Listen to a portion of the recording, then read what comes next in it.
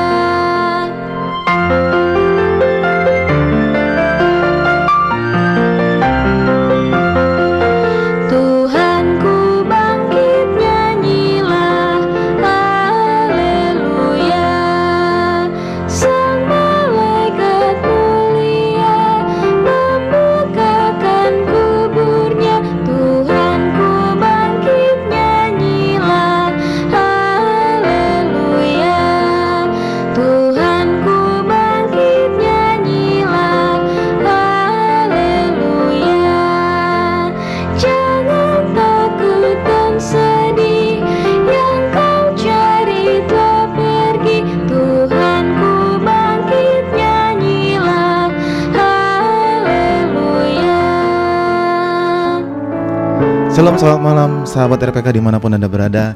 Yang Bugar on air di RPK kembali menyapa ruang dengar sahabat RPK. Selamat Paskah dan selamat hari Minggu. Ketemu lagi dengan saya Frankie. Dan 1 jam ke depan saya ditemani oleh narasumber yang luar biasa di sini, Ibu Ein Winanda. Benar nggak pelafalan saya, Bu? Eina Winanda. Eina Winanda. Selamat malam, Ibu. Selamat malam Pak Frankie, selamat malam para permisa di rumah. Iya. Oke, sahabat RPK, yang Bugar on air di RPK ini adalah sebuah talk show hasil kerjasama antara Yayasan Musik Gereja Indonesia dan Radio Pelita Kasih. Sahabat RPK bisa berinteraksi dengan kami di pesawat telepon 021-8000-444, SMS atau WhatsApp 0815-1800-444. Malam hari ini bertepatan dengan momen Paskah, kita akan berbincang-bincang mengenai memaknai Paskah melalui hymns. Ini menarik sih, tapi sebelum kita lebih lanjut lagi, kita mau kenalan dulu dengan narasumber kita ini, Ibu Eina Winanda. Ya. Ibu bisa memperkenalkan diri, mungkin aktivitasnya setiap hari sebagai apa, pelayanannya di mana gitu? Ya, saat ini saya adalah seorang dosen di Sekolah Tinggi Teologi Baptis Bandung. Dan kebetulan saya mengajar musik gereja dan beberapa mata kuliah lainnya. Dan saya juga menjadi penata layan ibadah di Gereja Baptis Pertama Bandung. Ya, Itu kesibukan saat ini. Cukup sibuk. Cukup sibuk ya, Bu ya. Jadi karena di depan saya ini adalah ibu dosen, maka saya sekarang mau belajar. Kita belajar sama-sama ya. Saya mau belajar, sahabat RPK. Baik, beliau adalah dosen di Sekolah Tinggi Teologi Baptis Bandung, kemudian ketua penjaminan mutu. Iya. Oke. Saya mau langsung aja deh. Kita mau ngobrol mengenai Paskah. Kita langsung ngobrol. Bisa nggak Ibu ini menjelaskan makna Paskah dalam, jadi sebelum kita mengerucut ke hymns, memaknai Paskah melalui hymns, mungkin bisa dijelaskan terlebih dahulu makna Paskah di dalam iman Kristen secara keseluruhan. Iya, betul sekali ya. Setiap kita orang percaya, kita harus betul-betul memahami apa makna Paskah dalam iman Kristen secara keseluruhan. Karena keseluruhan hidup kita itulah yang akan kita persembahkan kepada Tuhan. Di dalam 1 Korintus 15 ayat 17 dikatakan bahwa, dan jika Kristus tidak dibangkitkan, maka sia-sialah kepercayaan kamu dan kamu masih hidup dalam dosamu. Ini jelas banget ya, Ya. Kak Frankie ya. Aku manggil kakak aja kayaknya, karena aku lebih muda sepertinya. Oke, siap. Siap. Iya. Oke. Jadi sebagai orang percaya, Paskah itu membuat kita mengalami pertumbuhan iman Kristen. Oke. Karena itu satu mujizat terbesar Ya. yang dialami oleh setiap orang percaya. Ya, kalau di zaman cerita-cerita Alkitab Ya. yang Yesus melakukan mujizat, kita nggak ada di sana, Ya. ya kan? Betul. Jadi nggak kerasa dong, gitu. Enggak, ya. Tetapi dengan kita memaknai Paskah dalam kehidupan kita, itu betul-betul kita merasakan mujizat yang Yesus Kristus lakukan dalam kehidupan kita. Oke, berarti berdampak ke pribadi kita masing-masing. Betul. Sungguh berdampak, karena tanpa mujizat dan anugerah keselamatan yang Tuhan berikan kepada kita bukan siapa-siapa. Setuju. Ya. Setuju. Sangat setuju. Kita masih hidup dalam dosa kita. Betul. Jadi di sini kebangkitan Yesus Kristus itu adalah kemenangan kita atas dosa dan maut.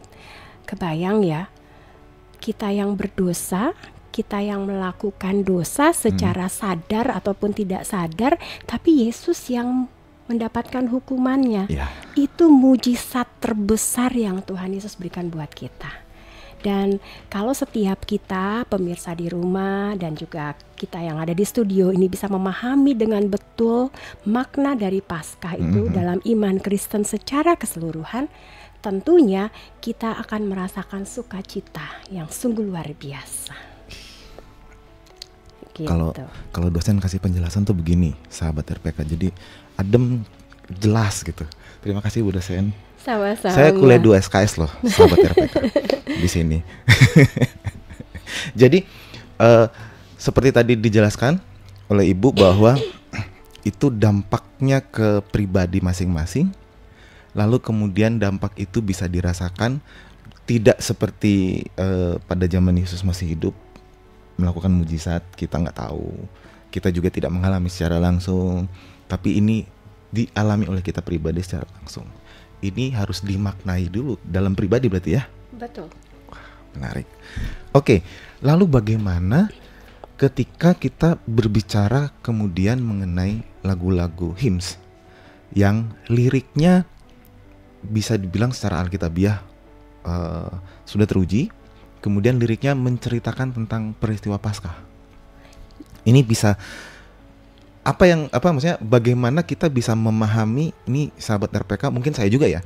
Saya bisa memahami dari satu lagu hymns yang liriknya penuh dengan cerita kisah tentang Paskah, lalu saya memaknai itu. Iya, itu penting banget ya. Seperti di awal kita sepakat ya, bahwa kita menang dari dosa dan maut.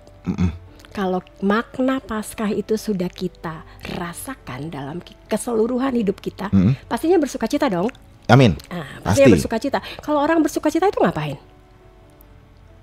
Pastinya nyanyi dong. Nyanyi, ya betul. Pastinya nyanyi, dan Allah itu begitu menyukai pujian. Setiap ciptaannya setelah Allah mengatakan semuanya itu baik, malaikat bernyanyi. Ya. Bahkan di kelahiran Yesus Kristus pun ketika malaikat mau memberitahu gembala, mereka pun bernyanyi. Jadi memang saya suka menyatakan kepada mahasiswa saya bahwa apa itu musik gereja? The Symphony of God's Love. Wah, ini menarik nih. Simfoni dari cintanya Tuhan buat kita. Jadi lagu-lagu himne itu sangat, bukan lagi bisa, tetapi sangat membantu kita untuk lebih memahami dan menghayati makna kebangkitan Kristus itu sendiri dalam kehidupan kita. Kita bisa lihat di Kolose 3 ayat 16. Oke. Saya bacakan ya. Hendaklah perkataan Kristus diam dengan segala kekayaannya di antara kamu, sehingga kamu dengan segala hikmat mengajar dan menegur seorang akan yang lain, dan sambil menyanyikan mazmur dan puji-pujian dan nyanyian rohani, kamu mengucap syukur kepada Allah di dalam hatimu. Oke. Itu ayatnya. Tetapi bagusnya jangan cuma di dalam hati. Karena ada lagu I Want to Tell the Story of Jesus and His Love. Ya. Saya suka mengabarkan Tuhan dan kasih-Nya. Ya, dan itu adalah hal yang harus kita bagikan ketika kita menerima sukacita itu. Kita harus bagi. Tentunya lagu himne itu memainkan peranan penting dalam kehidupan kita dan pastinya membantu kita memahami dan menghayati makna kebangkitan Kristus. Kenapa bisa gitu? Karena melalui lirik-liriknya yang kaya akan kebenaran Alkitab. Menarik. Ya, dalam satu statement saya di salah satu pertemuan kuliah, saya selalu bilang, musik gereja itu harus disengajakan. Kamu nggak bisa main karena kebetulan saya bisa. Oke, kita tahan dulu. Ya, jadi saya tahan dulu di musik gereja harus disengajakan karena itu menarik buat saya. Ya, betul. Kita tahan dulu karena ada yang mau lewat. Jangan kemana-mana sahabat RPK, kita kembali setelah yang satu ini. Tetap di Mugar on Air di RPK.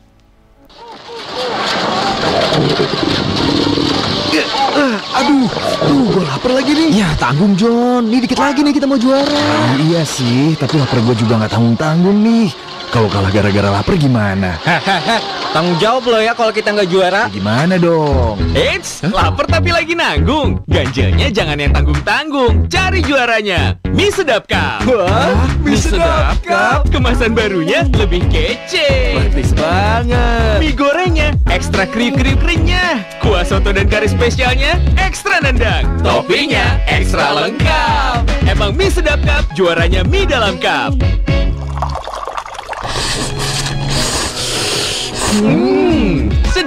Sedapnya auto win. Buruan beli Mie Sedap Cup. Sedapnya makin juara.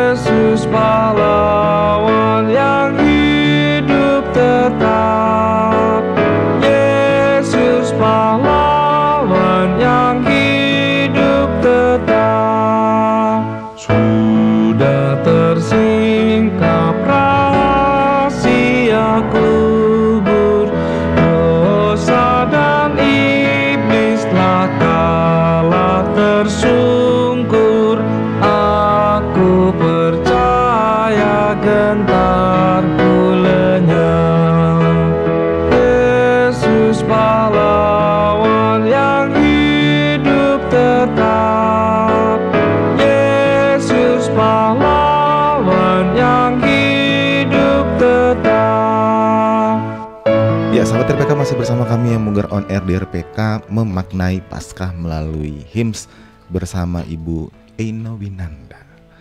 Dan sahabat RPK masih bisa berinteraksi dengan kami lewat pesawat telepon 021-804444 atau SMS atau WhatsApp di 0815-1800-444 atau bisa juga langsung ditulis di kolom komentar di live streaming YouTube RPK 9630 FM. Baik. Ibu, saya mau ke yang tadi dulu. Musik gereja harus disengajakan. Betul. Itu bisa dijelaskan kah? Kenapa harus disengajakan? Karena itu perkataan Kristus. Oke, aduh. Jadi itu bukan hanya musik atau lirik yang bisa dipungut dari mana aja. Tetapi itu adalah perkataan Kristus, which is firman Tuhan ya. Dan tentunya firman itu harus diuji kebenarannya. Kan tadi Kak Frankie bilang lagu-lagu yang Muger itu sudah teruji kebenarannya dari Alkitab ya, sebagai firman Tuhan yang kita percaya. Jadi memang semua musik gereja itu harus disengajakan. Disengajakan berarti dipersiapkan sungguh-sungguh. Betul. Kalau berlatih ya berlatihnya sungguh-sungguh. Ya, semuanya harus sengaja. Lagu-lagunya itu sengaja dicari sesuai dengan firman Tuhan. Sesuai dengan firman Tuhan. Lalu musiknya sengaja dimainkan, jadi nggak sembarangan. Sesuai dengan apa yang dilihat di buku, ya buku lagunya, ya. Dan juga pemilihan lagunya sengaja dipilih, nggak sembarangan memilih lagunya. Jadi semuanya itu harus sengaja. Penata layanannya juga harus sengaja. Sengaja dipilih, sengaja mempersiapkan diri. Jadi jangan asal comot. Aku nggak bisa minggu depan, gantiin aku dong. No, it's not that the way. Ya bukan itu sih yang harus kita harus betul-betul melihat bahwa ini semuanya sengaja. Sengaja berarti harus dipersiapkan hatinya. Kadang-kadang ya sebagai manusia kita karena merasa kita sudah jago musik, merasa tertampar sahabat RPK saya sekarang. Lalu kita, tenang, saya bisa main. Iya lagi, banyak lagi kayak gitu lagi. Saya. Dan saya juga ngalamin soalnya. Dan ketika saya tidak melakukan devosi, lagunya menguap begitu saja. Nggak ada dampaknya. Nggak ada dampak. Ke jemaat nggak ada dampaknya. Ya, karena kenapa harus disengajakan? Karena itu adalah firman Tuhan, perkataan Kristus. Maka kita harus menghadirkan hadirat Tuhan pada musik gereja yang kita nyanyikan, kita mainkan. Itu sih. Inilah kuliah 2 SKS sahabat RPK dari ibu dosen kepada saya. Karena memang yang perlu ditekankan sih itu sih kalau menurut saya, Bu. Artinya disengajakan tadi itu sebagai sebuah tulisan dengan garis bawah, tulis tebal, garis bawah dikasih warna kuning supaya orang bisa melihatnya gitu. Ya, dan itu sudah dilakukan di zaman Salomo ketika orang Lewi diminta untuk meniup nafiri ketika bait Allah berdiri. Disengajakan loh mereka mempersiapkan diri. Ada berapa orang yang meniup, ada berapa orang yang bernyanyi. Itu kalau kita baca di Keluaran itu jelas banget tuh. Ya, susunan-susunannya, siapa yang memberikan persembahan. Dan semua itu selalu diiringi oleh himne yang semuanya itu disengajakan. Artinya memang dipersiapkan. Dan teruji kebenarannya. Oke, saya mau lanjut ke situ, cuman saya takutnya kena terus nih. Oke, kita kembali ke memaknai Paskah melalui hymns, Ibu. Ada nggak hymns yang liriknya tuh penuh dengan memang semua lirik hymns penuh dengan makna. Tapi ada yang nggak kira-kira nih, misalnya saya adalah orang yang awam dengan lagu hymns. Kalau kemudian saya datang ke Ibu, saya bilang, Bu, saya pengen dong denger satu lagu hymns yang menceritakan tentang Paskah. Ya, simple thing ya. Kristus bangkit, haleluya. Lagu pertama tadi? Ya, Kristus bangkit, haleluya. Kenapa harus ada haleluya? Setelah Kristus bangkit, ini harus diuji kan kebenarannya. Ya. Karena kita harus tahu bahwa haleluya itu artinya apa. Menarik. Halelu itu artinya mari, ajakan untuk memuji. Yah itu adalah Yahweh. Jadi memuji Tuhan. Ketika kita mau nyatakan iman kita kepada semua orang di sekitar kita. Kita mau katakan Kristus bangkit, jangan berhenti di situ. Ada haleluya, karena kebangkitannya kita memuji Dia.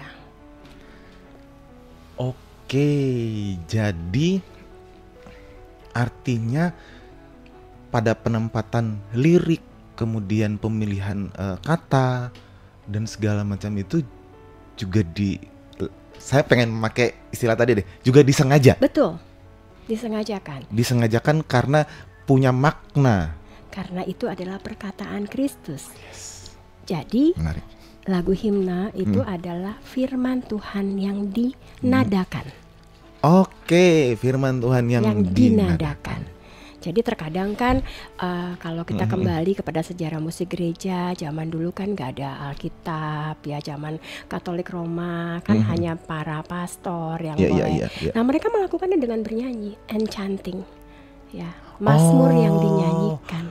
Karena jemaat nggak bisa pegang. Iya. Alkitabnya nggak ada, percetakannya belum mencetak saat itu. Iya. Kalau sekarang kan kita punya Alkitab ya, tapi apakah ketika kita membaca Alkitab terkadang kita kemana ya ini? Ambil dari mana ya ini? Tapi kalau saya terbantu banget dengan himne. Jadi ketika himne itu saya buka buku himne, kemudian ini ternyata menceritakan dari ayat ini.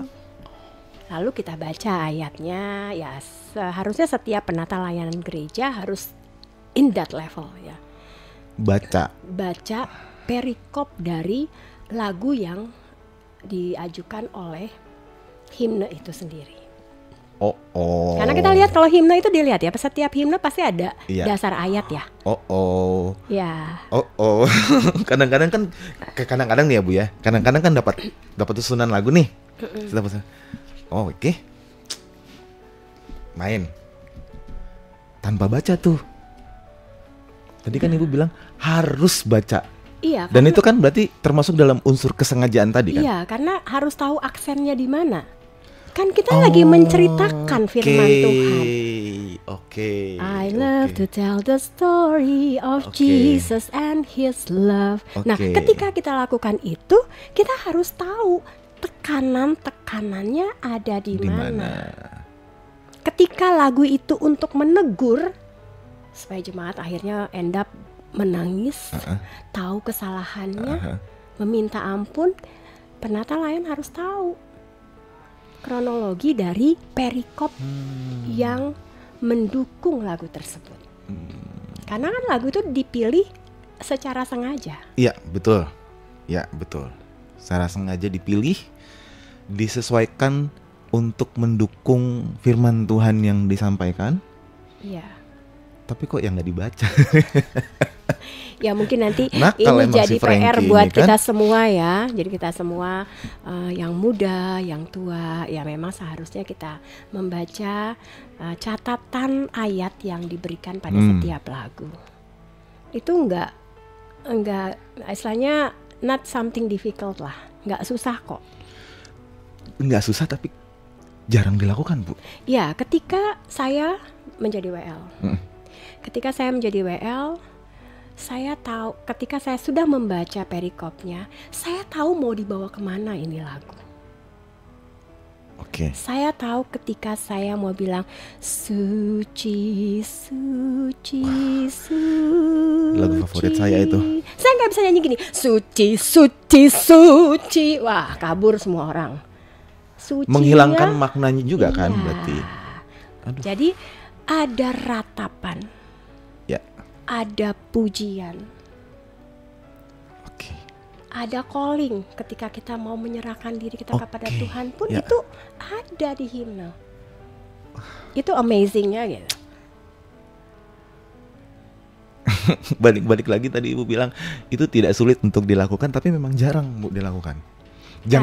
Jangankan membaca, mohon maaf, saya aja deh, bukan nunjuk orang lain, saya aja. Kadang-kadang tidak, jangankan membaca perikop yang bersangkut paut dengan nyanyian ya, firman Tuhan yang akan dikhotbahkan pun sebagai tuh kadang-kadang ya udahlah firman Tuhannya dari sini gitu. Sayang kalau kayak gitu, karena ketika lagu itu dihidupi oleh kita, Wah ini menarik nih. Oke. pancaran kasih Tuhannya nyampe. Impact-nya dapat. Iya.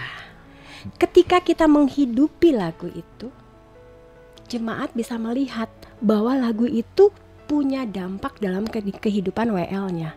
Dan ekspresi kita pun juga akan muncul ketika kita tahu apa di balik lagu itu. Iya. Karena Setuju. it's a story. Setuju. It's Setuju a gospel banget. gitu. Setuju banget. Jadi memang lagi-lagi kembali ke unsur disengajakannya itu tadi. Iya, betul. Disengajakan dalam pengertian dipersiapkan dengan sungguh-sungguh kan berarti ya Bu ya. Iya. Menarik. Sahabat RPK jangan kemana-mana, kita akan kembali setelah yang satu ini, tetap di Yamuger on Air di RPK. Sip.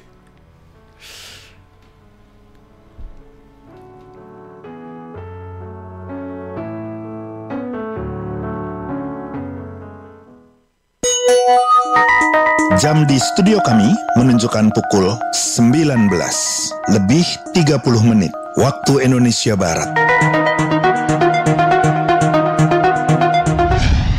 Sahabat RPK, sebelum program lanjutin kita mulai kembali, saya ada info dulu nih.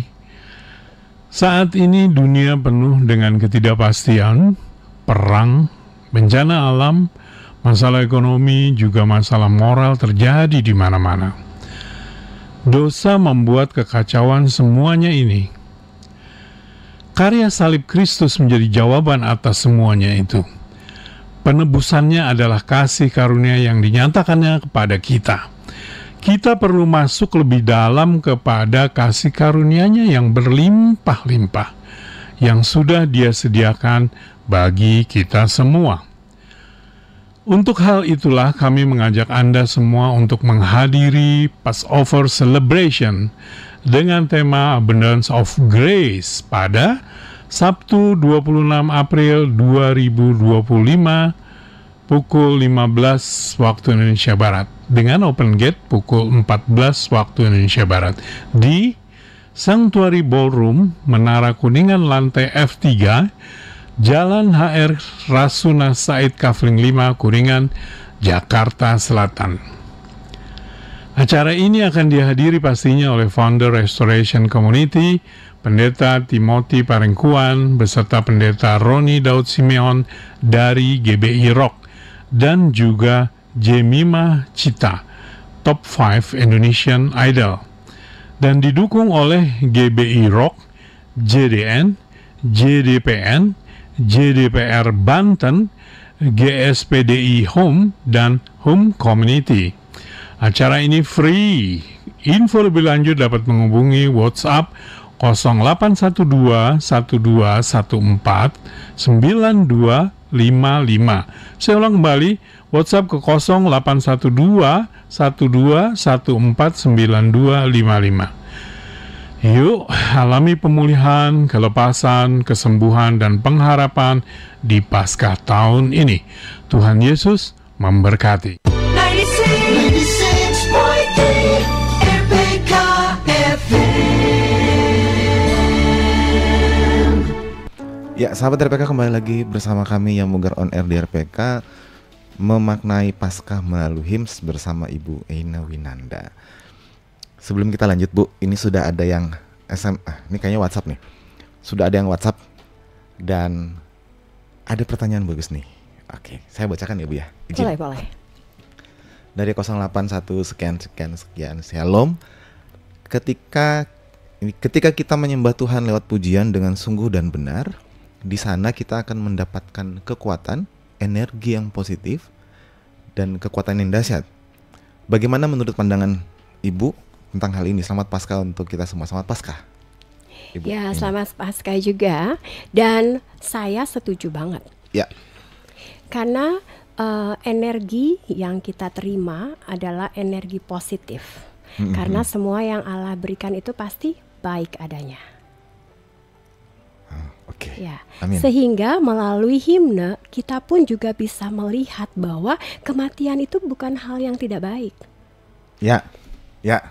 Ya, Ya. melalui himne juga kita melihat bahwa setiap masalah hidup itu bukan hal yang tidak baik.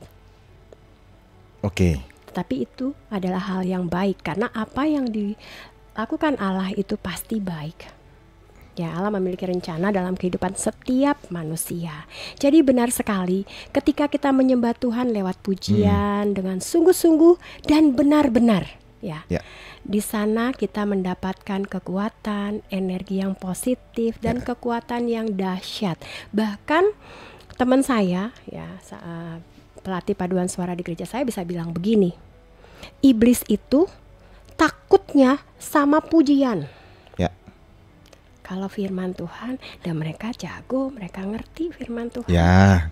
Tetapi sama pujian itu, nah di sini kita memenangkannya. Setiap orang yang datang ke rumah Tuhan pasti membawa banyak masalah dalam kehidupan mereka, yang masalahnya sedikit, besar, ya. Ya. Dan ketika mereka datang ke rumah Tuhan, sebenarnya mereka cari apa? Oke. Mereka cari hadirat Tuhan. Oleh sebab itu, sebagai penata layanan, kita harus menyengajakan lagu-lagu himne itu supaya dapat mengajar mereka, supaya dapat menguatkan mereka, sehingga ketika mereka pulang dari rumah Tuhan itu, mereka mendapatkan kekuatan loh. Masalah bukan lagi hal yang besar karena Kristus lebih besar daripada masalah yang kita miliki. Dan itu dari lagu loh. Benar-benar. Ini sebenarnya sudah menjawab pertanyaan saya selanjutnya. Pertanyaan saya selanjutnya begini. Kalau ini tadi mungkin pertanyaannya adalah lewat pujian.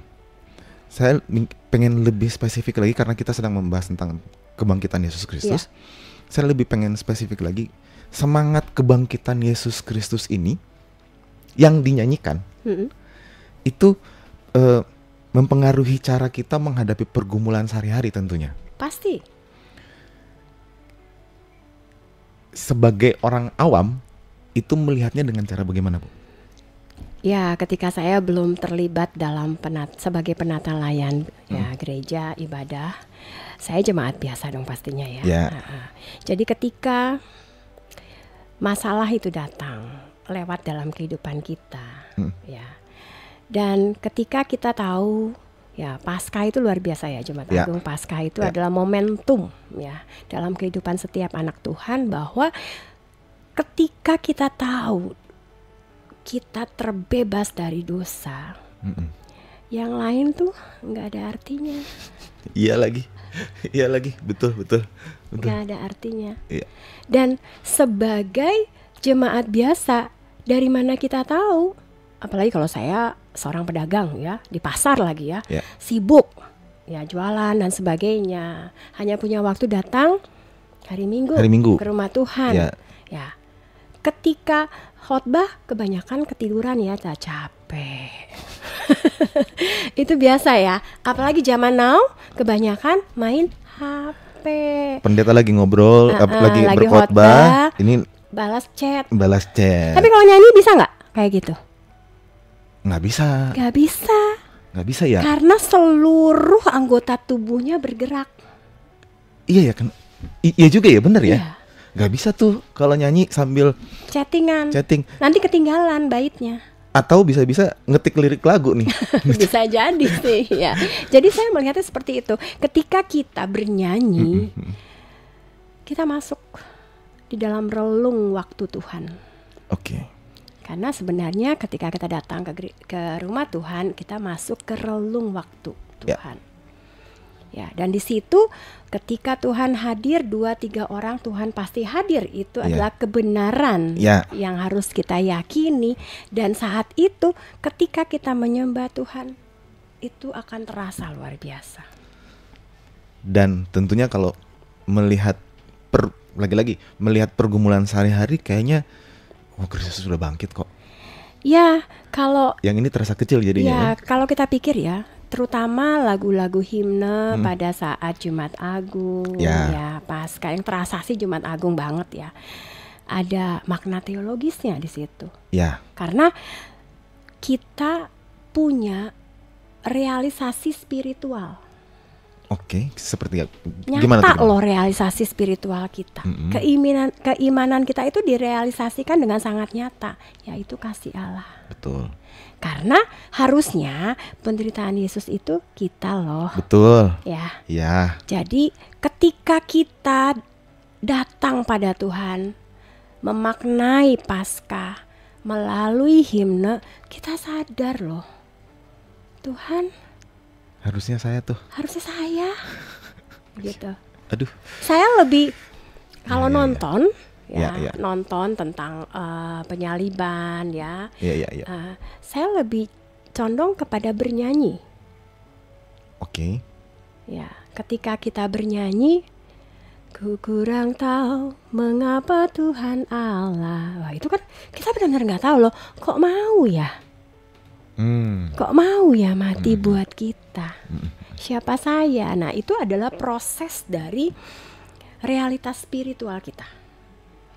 Oke. Ya, jadi kita belajar tentang kasih Allah, penderitaan Yesus, dan pengharapan kekal. Nah, Paskah itu adalah pengharapan kekal. Dan tentunya melodi yang kita dapatkan itu agung banget. Iya. Sangat agung dan sangat reflektif ke dalam diri kita. Jadi kalau kita tersindir, ya memang seharusnya begitu. Jangan. Kalau kita kena banget deh, kena banget. Kalau kita bilang, aduh dalam banget ya lagu ini. Aduh ngena banget. Aduh gue kena banget gitu. Aduh gue banget deh gitu ya. Dan apa yang bisa kita lakukan setelah kita tahu bahwa itu kena banget buat kita? Kita mendapatkan kekuatan, lalu kita mengembalikan semuanya kepada Tuhan. Tuhan, ini aku. Seperti itu. Aduh, nggak pengen ngomong lagi sebenarnya. Tapi, oke. Ketika tadi dibilang bahwa ya kalau tersindir ya memang seharusnya begitu. Iya. Dan respon yang seharusnya adalah mengembalikan itu ke Tuhan. Iya. Kalau misalnya ada sesuatu yang salah, kita bertobat. Iya.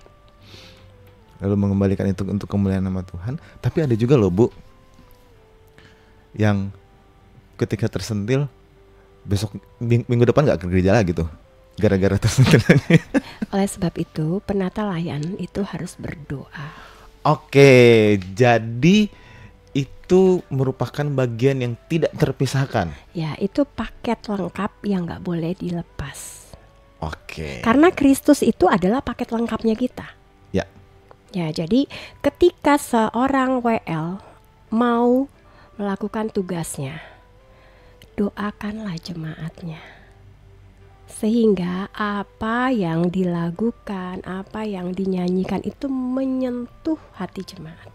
Berdampak pada dan jemaat. Berdampak pada kehidupannya. Harusnya begitu sih ya. Menarik sih. Oke. Kemudian misalnya gini Bu,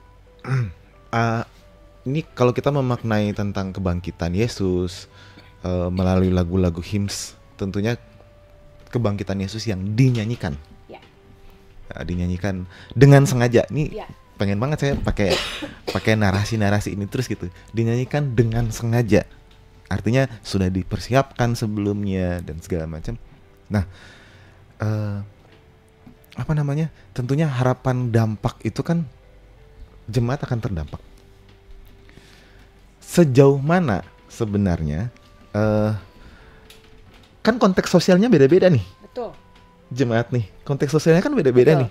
Kita nggak tahu, nggak mungkin tahu juga nih jemaat datang dengan masalahnya dia apa dan segala macam. Nah, sejauh mana itu bisa berdampak buat mereka sebenarnya? Saya melihatnya sangat berdampak karena kalau kita kembali melihat lirik-lirik dari himne, itu kayaknya semua realisasi kehidupan itu ada. Oke, berarti tidak peduli dengan latar belakang, konteks sosialnya, konteks ekonominya seperti itu.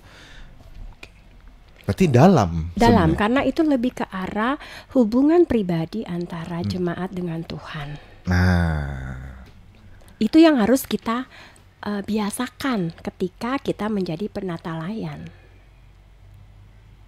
Makanya harus disengajakan, karena kita harus sengaja menunjukkan, hai jemaat, saya memiliki hubungan yang erat dengan Tuhan saya.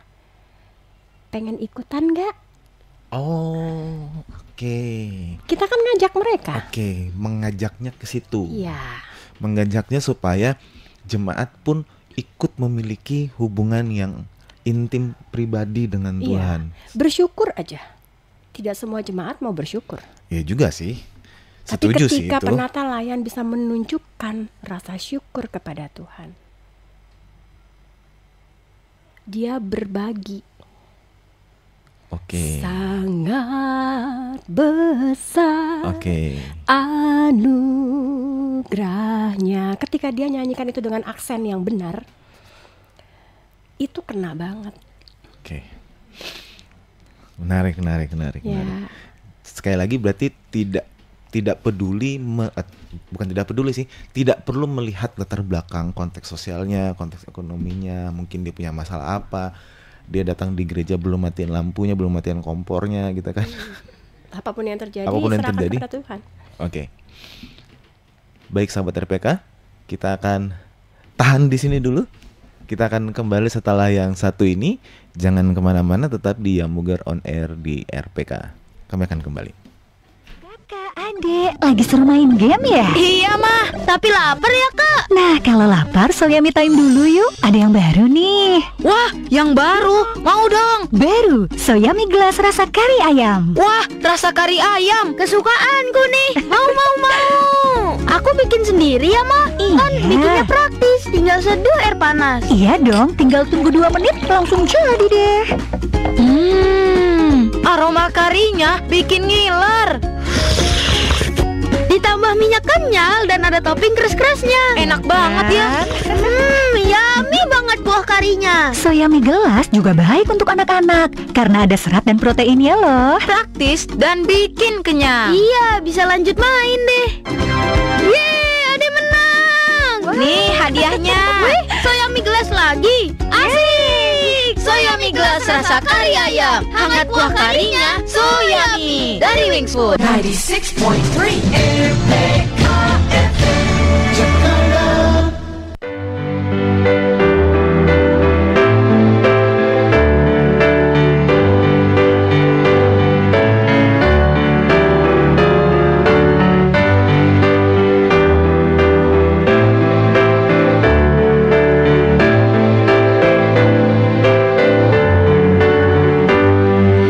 Yesus bangkit, nyanyilah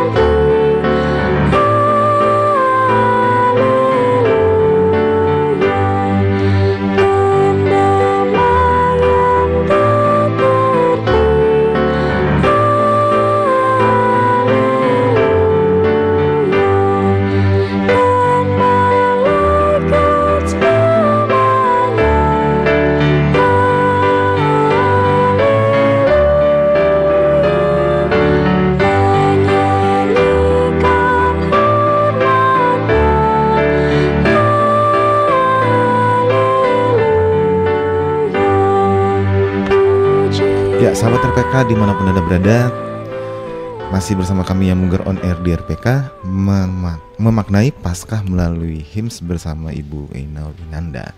Dan kita sudah masuk di segmen terakhir. Di segmen ini saya pengen bertanya tentang sesuatu yang mungkin lebih spesifik ya Bu ya. Lebih spesifik dalam pengertian spesifik sasarannya mungkin. Spesifik umur. Hymns di kalangan anak muda zaman sekarang, Gen Z, Gen Alpha itu bisa dibilang dalam tanda kutip tidak terlalu populer. Bisa dibilang dalam tanda kutip tidak terlalu populer. Nah, menurut Ibu bagaimana melihat pentingnya hymns, lagu-lagu hymns, terutama ketika kita mau memaknai Paskah melalui lagu hymns untuk anak-anak muda nih, khususnya untuk segmentasi anak muda ini, gimana Bu? Ya, itu memang yang terjadi saat ini ya. Ya. Kecenderungannya anak-anak muda merasa bahwa lagu himne itu kuno ya seperti itu. Tapi menurut saya itu terjadi karena tidak dikenalkan. Oke, satu, terjadi karena tidak dikenalkan. Ya. Berarti ada tanggung jawab dari gereja. Gereja bertanggung jawab lewat sekolah minggu. Oke, sekolah minggu untuk memperkenalkan lagu-lagu hymn. Masih ingat nggak lagu hymn untuk anak-anak Indria? Burung pipit yang kecil. Okay. Nah, bayangkan anak-anak itu nggak dikasih lagi lagu-lagu seperti itu. Nah, seharusnya ketika sudah ada aturan main, ya kembali lagi harus ada aturan main ya di dalam penata-layan ibadah atau di sekolah minggu. Karena saya yakin himne itu memiliki lagu-lagu sesuai dengan usianya. Oke, ya setuju. Dan itu sudah teruji kebenarannya. Setuju, ya. Ya, jadi dari anak-anak Indria dia sudah belajar menyanyikan lagu Matahari bersinar terang. Itu saya udah lihat jarang banget dinyanyiin. Ya. Lagunya jadi yang agak lumayan aneh-aneh sih. Gitu. Ada yang badannya besar, kakinya pendek gitu ya. Entahlah ya. Gitu. Jadi intinya adalah ketika gereja melalui sekolah minggu tidak memperkenalkan lagu himne, disitulah kehilangan kita. Oke, berarti titik poin beratnya adalah di tanggung jawab gereja secara khusus. Gereja secara umum. Kemudian secara khususnya adalah komisi atau divisi sekolah minggu. Kalau remaja, pemuda? Sama, semuanya sama. Seharusnya setiap level, baik level itu Indria, Pratama, ya, Tunas Muda, remaja, pemuda, itu lagunya harusnya himne ya. Karena memang sudah ada pembagian level dan segala macam. Ada pembagian level dan setiap lirik lagu yang sesuai dengan usia itu disesuaikan dengan pergumulan hidupnya. Ya, betul. Nah, ini yang nggak pernah dipikirkan. Tidak disengaja soalnya. Karena tidak disengaja. Ya. Pokoknya hari ini saya pengennya ngomong disengaja aja, harus disengaja. Ya, bayangkan kalau KKR pemuda lagunya himne semua, keren nggak? Percaya nggak kalau saya bilang keren? Keren. Musik himnenya kita ubah dong. Di aransemen lagi. Sesuai dengan apa yang mereka sukai, ya. Jangan tekno sih, ya. Jadi kita karena gini ya, lagu himne itu firman Tuhan. Betul. Ya. Harus meresap. Ya. Harus meresap ke dalam diri setiap orang yang menyanyikannya atau yang mendengarkannya. Gitu. Terkadang kan ada lagu himne yang jemaat nggak tahu tapi dia kok liriknya kena banget gitu ya. Lagi-lagi pendengaran itu penting. Ya. Nah, ketika itu dilakukan oleh kaum muda, tentunya mereka sendiri akan menyukai himne.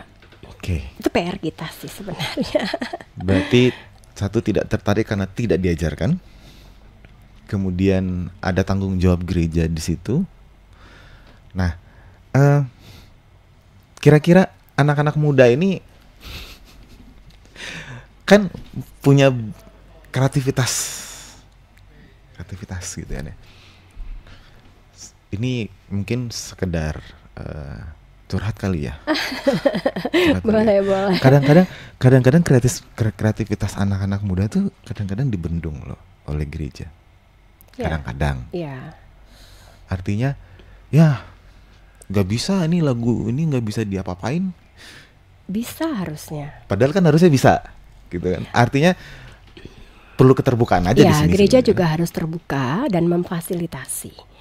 Ketika anak-anak muda itu menyanyikan lagu himne dengan gaya mereka, yang terpenting adalah sudah diuji kebenarannya sesuai dengan Alkitab, ya, dan mereka memainkannya sesuai dengan aksen-aksen nada, tekanan nada, entah itu decrescendo, crescendo, yang memang seharusnya dinyanyikan. Oke. Nah, biasanya mereka akan main di fill in. Ada nih yang 4 titiknya. Anak muda kan gitu, ada 4 titiknya, boleh nggak kita mainin di fill in? Boleh banget. Kenapa enggak? Apalagi WL kan suka fill in ya. Dia entah mengambil kata awal, dia nyanyikan dengan dia punya nada sendiri, tergantung bagaimana Roh Kudus berkarya pada saat dia. Karena itu nggak bisa dilatih. Itu hal yang terjadi pada saat dia devosi dengan benar, tiba-tiba suaranya menjadi wow, kok bisa gitu ya? Iya, setuju kalau itu.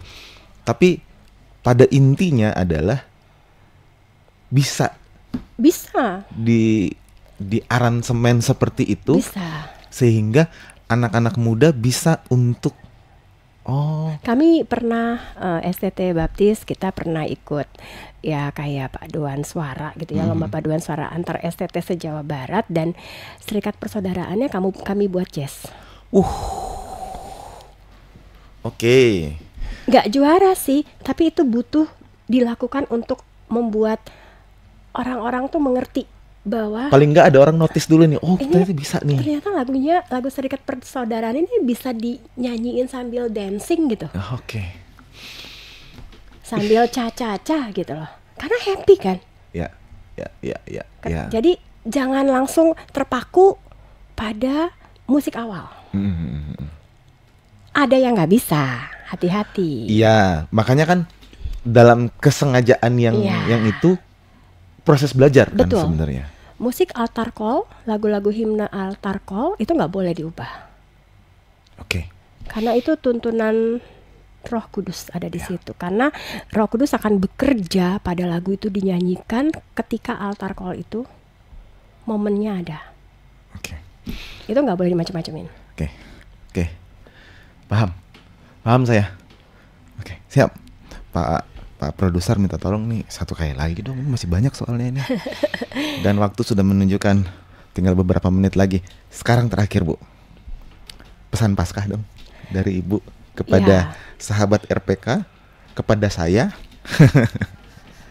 Kepada sahabat RPK dimanapun berada yang mendengarkan, dan juga kepada kita semua yang ada di studio ya. Ya, satu pesan saya. Kristus telah bangkit. Dan karena itu pengharapan tidak pernah mati. Yesus hidup, pujilah Dia. Memuji dengan sukacita karena kematian telah dikalahkan. Amin. Puji Tuhan. Luar biasa sekali. Terima kasih sekali lagi Ibu Ena Winanda untuk kesempatannya. Terima kasih loh sudah jauh-jauh datang dari Bandung untuk ini. Terima kasih banyak. Semoga segala urusan pekerjaan di Jakarta terselesaikan dengan baik. Terima kasih. Kita bisa ketemu lagi. Ya, boleh. Ya. Terima kasih banyak untuk insight-nya. Terima kasih banyak untuk kuliah 2 SKS selama 1 jam ini. 2 SKS ya. Terima kasih sahabat RPK sudah bersama kami selama 1 jam ke belakang. Terima kasih Radio Pelita Kasih. Terima kasih Yamuger untuk talk show kerjasama antara Yamuger dan Radio Pelita Kasih ini. Sahabat RPK, kita akan ketemu lagi di lain kesempatan. Tuhan Yesus memberkati. Selamat hari Minggu. Tuhan Yesus memberkati.